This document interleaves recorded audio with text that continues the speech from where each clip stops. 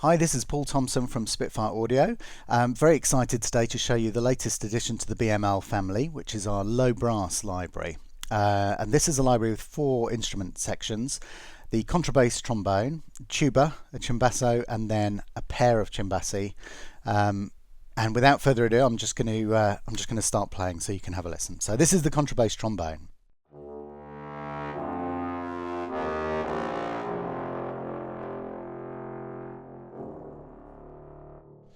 Now, one of the things you'll notice is that we have looped the lower, louder notes, but some of these notes in reality can only be held for about 1.5 seconds at full tilt. So something to bear in mind when you're putting together your arrangements. It's it's a very, very tricky instrument to play loud and low. So that's one thing to remember. So here's we've got 3 short notes. There's the marcatos, which is a kind of longer, more of a kind of rounded attack. So that's the marcatos. Again, you've got softer versions if you want. And that's just controlled by, the normal velocity. You can also control by CC1 if you click this radio button here. So tenuto is a slightly, a kind of mid short length.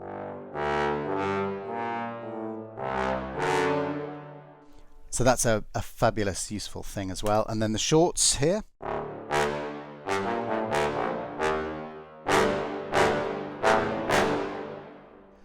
So really good stuff there. Just switch these guys on. As you can see, I'm switching on the little RAM chip underneath to load the sounds into memory, and then you click on these or use all of the usual controls. I won't go into all that again because it's detailed very well in the manual, and also on various kind of walkthroughs that we've done. So consord, shorts consord, which is just a kind of normal straight mute. And this kind of takes me back. We've got two other kind of longs apart from the normal longs. There's the cuivre, which is the brassy, slightly tighter lips, I guess. I think I'm explaining that correctly. But that produces this kind of characteristic rasp.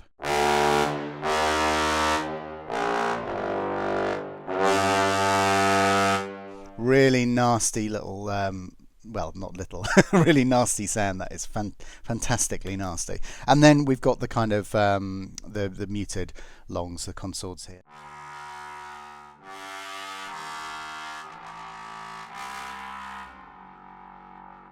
And again, we haven't tried to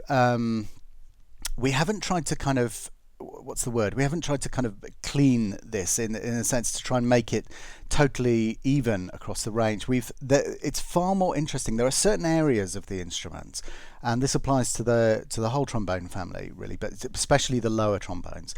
There are certain areas where the strength drops, the maximum dynamic, the maximum volume you can get out of the instrument dips slightly, and then it kind of picks up again. And it's our very strong opinion that we shouldn't mess around with that, because it's it kind of misleads you when you're writing, if you're writing with a view to getting players to play your stuff, and then you suddenly wonder why you've put like FFFZ on this one note and it's not coming out right in the actual session.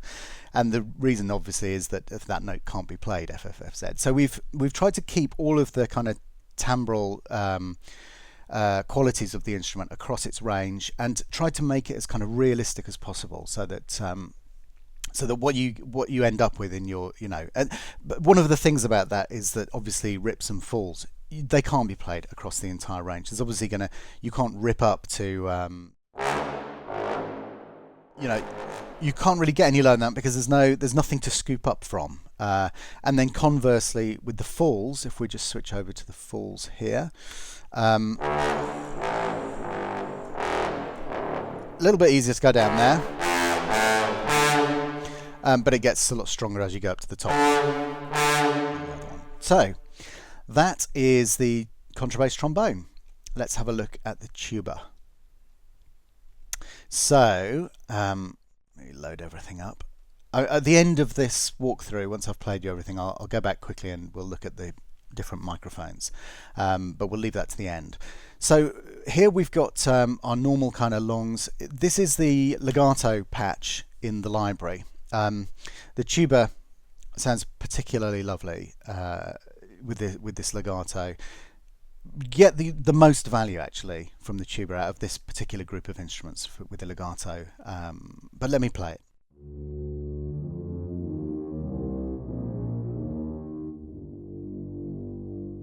So that's the kind of bottom end of the dynamics. If we take it up higher,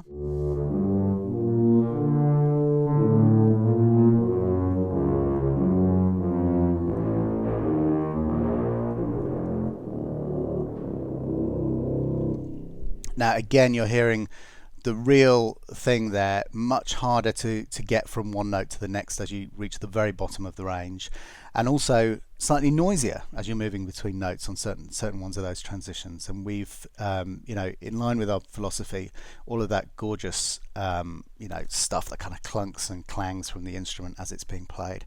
Really love having that stuff in there. Here are the normal longs.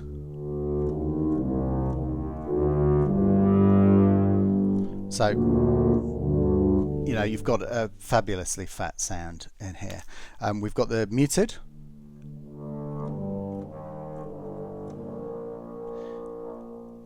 And then you've got all of the usual shorts. You've got the marcatos, which is their longer kind of performance. You've got the tenuto, which is the mid-length.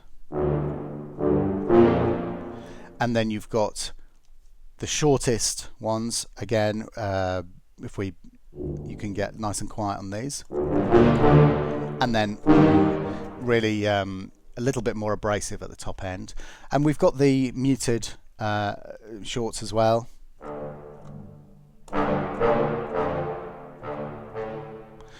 So that's a really good sound. It's an interesting sound, you know, which maybe isn't used quite as much as you know, as some of the others. So we've got two performances here again. Now these are really, if you move the dynamics, you've got that short and long in there. And then with the falls, short and long again. So some great stuff in there. Let's move over to the solo Cimbasso. One of my favorite instruments, this is. Just can be everything. It can be a kind of beautiful dark warm texture, but it can also be the nastiest thing you can imagine. So we've got two different versions of our longs patch here. We've got one that just goes up to a normal kind of strong forte, which is this one. So you can get it nice and quiet, and it's a really fabulously rich chocolatey texture. It's got an unevenness about it, which you know, the rest of the kind of, which your trombone sections don't tend to have them. They tend to be much smoother. This is slightly more, I don't know, there's something about it. It's just slightly more, you can tell that what's lurking inside. And if we go up to the top of this patch,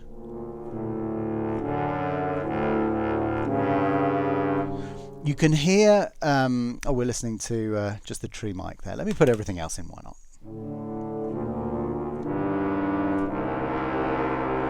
So you can hear you've got a nice, strong, rich, slightly squirty sound.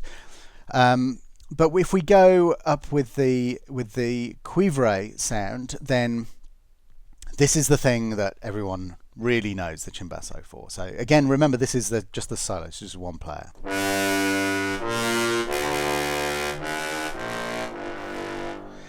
And again, remember, that's really, really hard stuff to play. You can't, as we say, put footballs all the way along the score page with that. It's got to be used sparingly. Our marcatos, again, we've got the kind of softer end, and then you can really let rip if you want to. The tenutos. We've got that sorted there, and then we've got some fabulous shorts.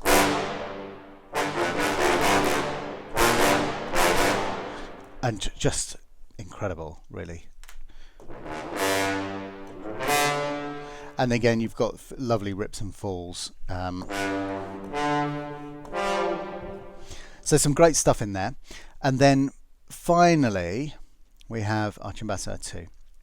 Now let me switch everything on. You'll see in this one we're pretty much the same stuff. Let's go back in reverse order actually. So some rips, and put all the mics in for you, and some falls. So some great stuff in there and some lovely rips. Let's go back through the staccatos. So you can, nice and quiet, and then getting more and more raucous as we increase the velocity. Just absolutely phenomenal sound. Marcatos again, really incredible bottom end for your stuff there. Now here we've done something slightly different. So we've got our normal longs, which go from the same, that kind of fabulous sound. You can get this going all the way up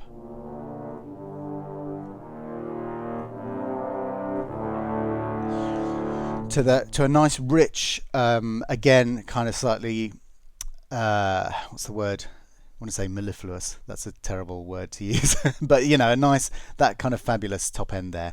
And then we've done, I'll come back to that. We've got the cuivre, nice brassy sound with the two players there. And then we've got an alt version of the longs, which instead of going up to the normal strong forte, it goes up to that cuivre level. So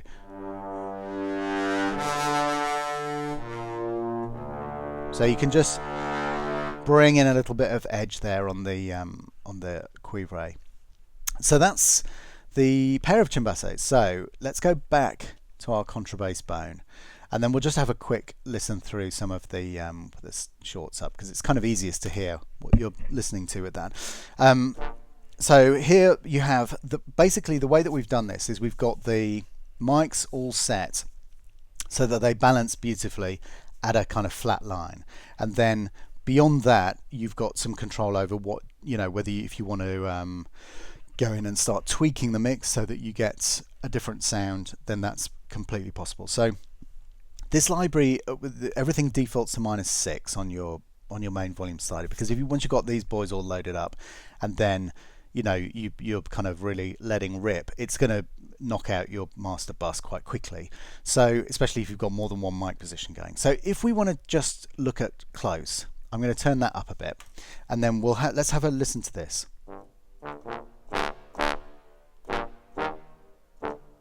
So it's here's an interesting thing.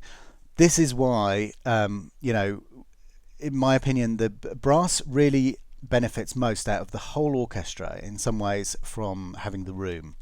And it can be, depending on the kind of sound you want to get, obviously, you know, there's lots of different possibilities in terms of rooms that you could record in. But the one thing that you can never quite reproduce, in my opinion, with these kind of brass instruments, is to just close mic it in a kind of dry environment or in any kind of environment, and then add reverb and think it's going to sound the same. Have a listen to this again. Now you've got a great crunch and a great impact from that close mic, but imagine that with some reverb, and then compare it to this, which is literally just the Decca tree. Now there's a reason that doesn't sound like the close mic with some reverb. The reason is that it's the chaos of all of the early reflections coming back. We've found some really strange things. We were doing a tuba session, and we found that the tuba was seated over on the right side of the hall for this session, and the left mic of the Decca tree was overloading, but the right mic wasn't. And that's a pretty strange thing, but that kind of gives you an idea of you know, why you get such a different sound when you add in room mics and give the room and the instrument time to kind of breathe and develop over distance as it's you know, as it's kind of the sound waves are kind of coming out and multiplying. So that's enough of me waffling anyway. Here are the ambient mics. And then if we switch to the outriggers, so you can hear you've got 4 very different flavors there. as with all of our stuff, we also recorded the, with all the BML stuff. Same mic setup. So you've got the alt mics, which will be released, after this, once the initial kind of rush of downloads has gone. We'll start adding in the other mic positions. So we've got the alt mics, which is a ribbon close mic, which is very, very cool, very nice mic, that is. We've got the stereo stage mics. Again, it's a different kind of sound to the tree. Gives you a very different perspective. And then we've got the gallery mics, where the mics are way back up in the galleries of the hall. So that's another fantastic element that you can blend in. And of course, Jake Jackson's stereo mixes, the usual stuff in there. 3 different perspectives. Very, very useful, good for saving polyphony. If you find the right balance within the stereo mixes as well, then that saves you kind of setting up 4 mics here and increasing your polyphony that way. But it's kind of horses for courses. I sometimes tend to get, because I want to dial in the exact sound that I like, I'll sometimes have this specifically loaded in and then freeze down the track or something, that kind of thing, just to save, you use your maximum polyphony to render the actual sound and then carry on writing something else. It works really nicely to do that. So there we go. So that's our low brass library. Very excited to bring that as the next kind of member of the BML family, and we look forward to hearing what you guys do with it. Okay, thanks very much for watching, and we'll see you on the next one. Bye bye.